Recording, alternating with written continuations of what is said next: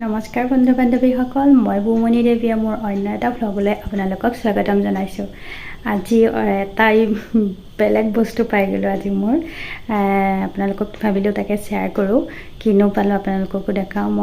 মোৰ বিহু গিফ্ট দাদাই দিলে, তাকে আপোনালোকক দেখাওঁ বুলি ভাবিছোঁ। দাদাই মোক কৈ আছিল কি লাগিব কি লিখিব। মই তেতিয়া কৈছিলোঁ যে মোৰ এটা প্ৰয়োজনীয় বস্তু হৈ আছে, মোৰ সেই বস্তুটোকে মোক দিব। মোক তেনেকুৱা কোনো বিশেষ একো নালাগে আৰু ফাইনেলি সেই বস্তুটো আজি আহি গ'ল। তাকে ভাবিলোঁ আপোনালোকক দেখাওঁ। তেতিয়াহ'লে চাওকচোন কিনো সেই বস্তুটো।